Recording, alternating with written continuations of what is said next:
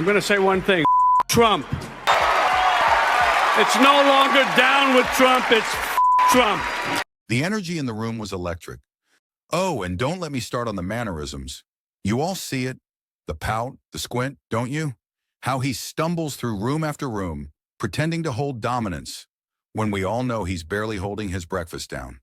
De Niro half mimicked Trump's chaotic gestures, waving his hands erratically like a malfunctioning animatronic caught under fluorescent lighting. The room, unsurprisingly, lost it. I don't understand why people are not taking him seriously. He was vicious to her. He's vicious. And why will he not do that in this country? Yeah. It's what he wants, what he envisions the world to be, which is chaos and craziness, total. But then De Niro slowed himself to the moment's gravitas. He leaned closer to the mic as though addressing each soul individually. At the end of the day, I want to ask you all one thing. What will history remember? He straightened suddenly, standing nose high above chaos, unspooling around him. Will it remember me?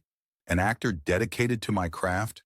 Someone who tells the deeper stories America needs to understand?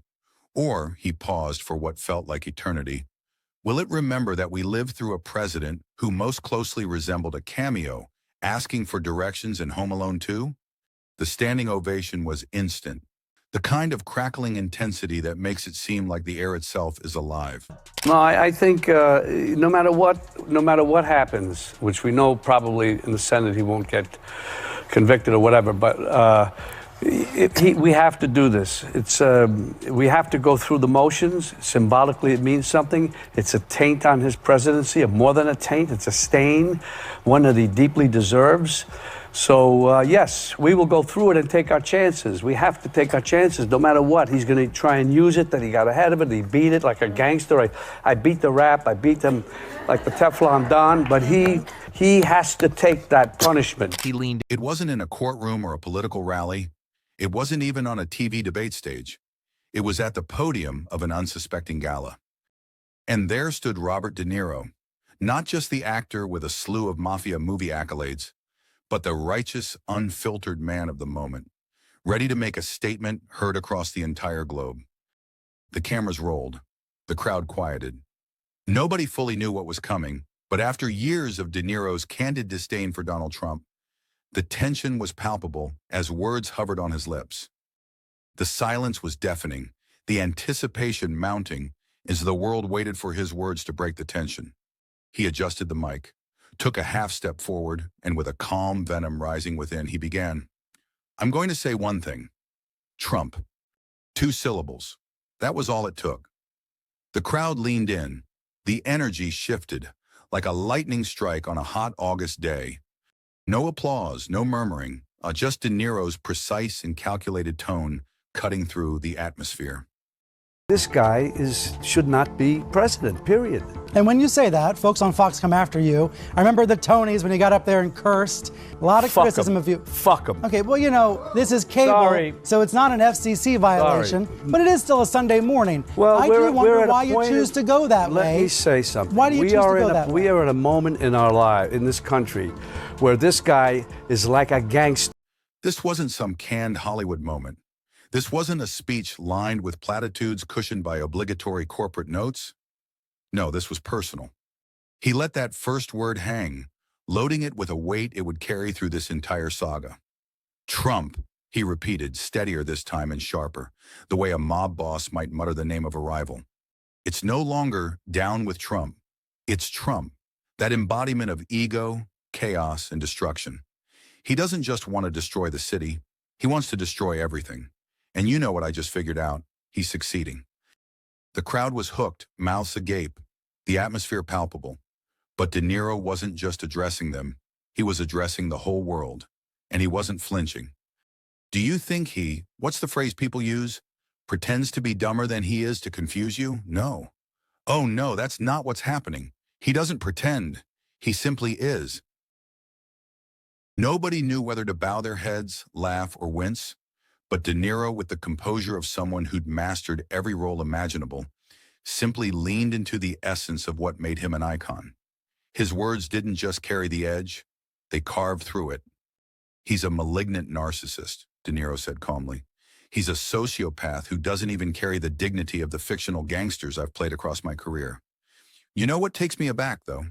It baffles me every single time.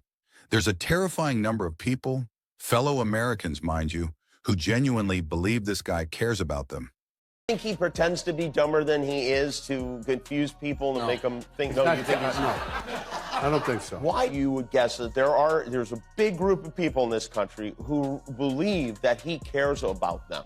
I am totally dumbfounded, baffled by that. I can't understand it, and it's a thing that we've seen over decades and decades. And he is a malignant narcissist. He's a socio-psychopath. He's created some new language as far as describing somebody in his mental condition. It's so frightening and scary, and he's dangerous. We got to get rid of him. Do you ever... The first, De Niro widened his stance, paused for effect, letting the eerie silence curl around his next thought. But folks, listen. How can you believe anything Trump says when everything he touches turns to dust? And when I say dust, I mean failure, bankruptcy, reality TV melodrama, everything. Name me one moment, not fabricated by him, when the guy delivered on his promise. The back corner roared. The waitstaff froze where they stood. The applause rolled in waves, crashing like high tide upon the rocks.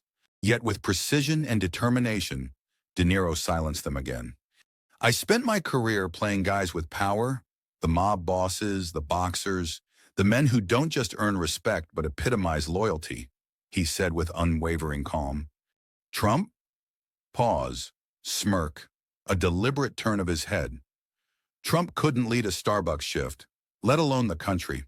It was savage, it was real, and it was only just the beginning. Oh, and don't let me start on the mannerisms. You all see it, the pout, the squint, don't you? How he stumbles through room after room, pretending to hold dominance when we all know he's barely holding his breakfast down. The room, unsurprisingly, lost it. But then De Niro slowed himself to the moment's gravitas. He leaned closer to the mic as though addressing each soul individually. At the end of the day, I want to ask you all one thing. What will history remember? He straightened suddenly, standing nose high above chaos unspooling around him. Will it remember me, an actor dedicated to my craft? Someone who tells the deeper stories America needs to understand? Or, he paused for what felt like eternity, will it remember that we lived through a president who most closely resembled a cameo asking for directions in Home Alone 2? The standing ovation was instant, explosive, almost feral in its fervor. Applause thundered in waves of hysteria and admiration. I'm the best, Somewhere the greatest, everybody knows it. De Niro waved his hands around like an animatronic stared at an politician, iPhone short-circuiting screen, ready under to a shatter heat from the lamp. pressure room of incoming was in tweets. pieces. And when he's done abusing it, that desk will disappear like magic. The speech was over.